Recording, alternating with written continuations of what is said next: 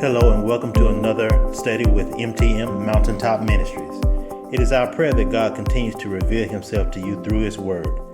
Thank you for joining us, and as always, remember God's message to us in Proverbs 1:23. Repent at my rebuke, then I will pour out my thoughts to you. I will make known to you my teachings.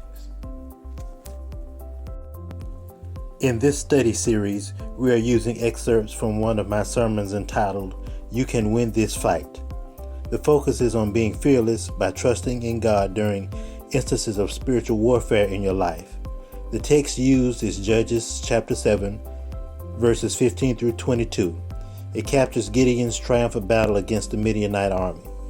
Due to one of Israel's periods of idolatry, the nation was experiencing a harsh season of oppression by the Midianites. God called Gideon as a deliverer and gave him an assurance of victory. Now they're on the verge of engaging in warfare. Let's pick up with this portion of the study. When he gets ready to fight against the Midianites, he is privy to hear a dream, and in this dream, he hears the enemy say that God has given Gideon the victory over us. So then Gideon gets this courage and he gets this game plan.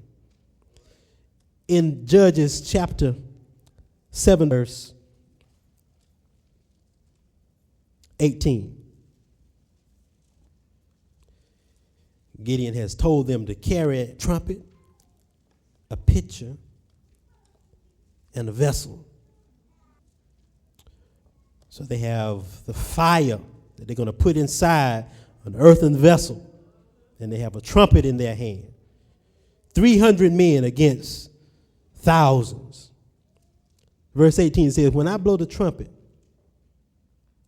and all that are with me blow ye the trumpets, also every side of the camp, and say, the sword of the Lord and of Gideon. See, that's the first thing we need to do. We need to put God first. A lot of us, when God gives us the battle, we jump out saying, I can do it. But here he makes sure that he has the order right. The Lord is first. And then Gideon, the vessel that he is using to do this, is second. So now these three things, these three offensive strategies is what God always uses to help you conquer the evil one. He uses the trumpet. And when he blew the trumpet, it signified the call of God. The call of God in your life to do his will, to be a part of his church is sounded with a trumpet. When we look through the Bible, we see the trumpet used on two occasions, by the priest to signify a festival and by the warrior to signify warfare. I declare today that some of you have heard the trumpet of God in your life, and he is calling you to warfare because he's going to get you ready to win this fight. When he sounds the trumpet in your life, you need to realize that he is telling you that a season is about to occur and that he is about to bring change in your life. Also with the trumpet, he has given them vessels. They are kind of like clay pots, and inside the clay pots, they have lamps or candles or fire. And they were to break the vessel so that they could get the fire out. Don't you know that Jesus is a broken vessel? He had to be broken so that the fire of the Holy Spirit could be loosed on all of us. We ought to want to be a vessel of honor so that God can use us. God can't use any old kind of vessel. Until you allow yourself to be broken by the Spirit of God, he can't use you because you think that you can hold the water. You think that you can hold what God is ready to pour into you. And you don't even realize that you got holes all around you. You don't realize that you can't hold anything. And until you allow God to break you down and to take everything away from you so that it will not be of your own might. It won't be of your own power, of your own righteousness or your own holiness, but it'll be only by him can you keep that job. Only by his might can you own that business. Only by his authority can you keep your marriage together. And then when he broke the vessels, after he broke the vessels, he told them to get the trumpet in your hand and get your fire in your other hand. And they stood around the camp. Now there are thousands in the camp. God is going to break you down to your lowest common denominator so that you can know that you ain't got nothing to do with it. It ain't about your education. It ain't about how well you can talk. It ain't about how well you can speak. It's about what God wants. That's why I know when I go fishing for souls, I know it's not about how well I can speak or how I deliver the word. I just sit on the bank with my net and wait for God to do the work. I just sit when the Spirit moves in your life and tells you to get in the net. Why don't you get in the net?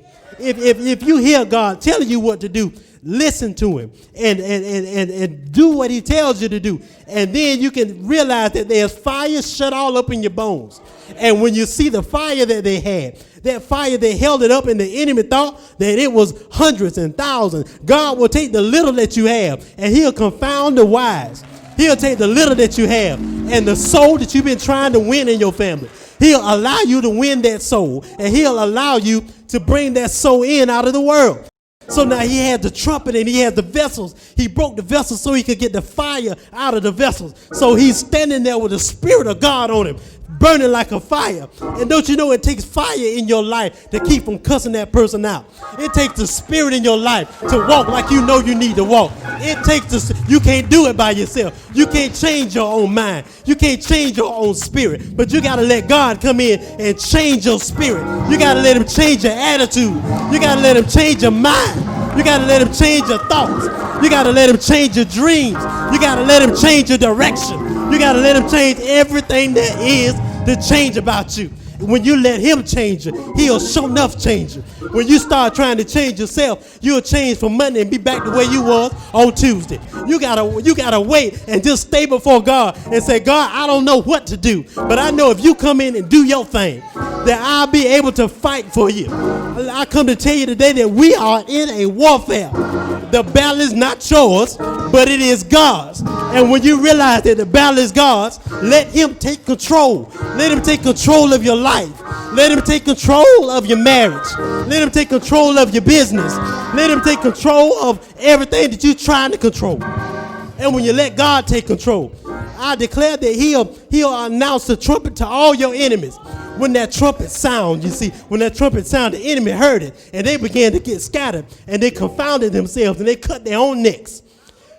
When you let God into your life, and you realize that he sounds the trumpet in your life, not only will you hear it, your enemies will hear it.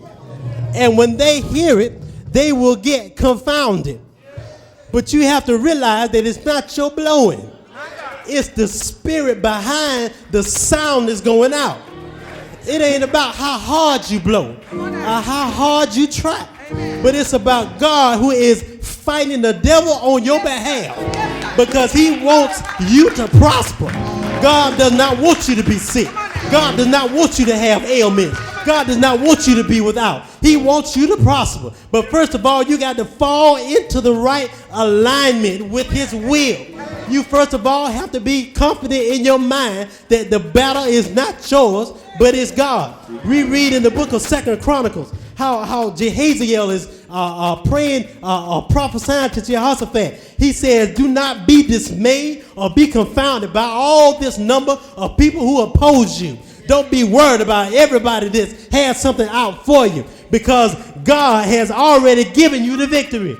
He has already given you the battle. He said the battle is not yours. The battle is not yours. You don't have to worry about fighting in this battle. All you have to do is get the proper posture. You have to get down on your knees and you have to say, Lord, I surrender. I can't lead my own life. I cannot decide what I want to do one moment from the other. But if you come in, you'll give me vision. And when you lay prostrate before God, he'll come into your life and he'll be a flaming fire in your spirit. So when you get up and walk around, folk, you can say, I know in whom I have believed. You won't have to worry about, is God really on my side or am I really saved? When you really give up and start taking off the things that are not like God, we in a warfare and it's time to get it on. You got to take off the carnal things of your life. You have to take off those things that so easily beset you, like Paul said, so you can run this race. When Jesus got ready to start his ministry, he said, the Spirit of the Lord is upon me. He has anointed me to preach the gospel to the poor, to heal the brokenhearted, to give sight to the blind, to set the captives free, to set at liberty them that are bruised. And then he said, and to preach the acceptable year of the Lord. That was his trumpet. The trumpet signifies a change in season. Jesus said, the season's about to change. I'm here now. And I'm finna set some things right. Jesus has blown the trumpet in your life. And he's telling you, I'm here now. And I'm finna set some things straight.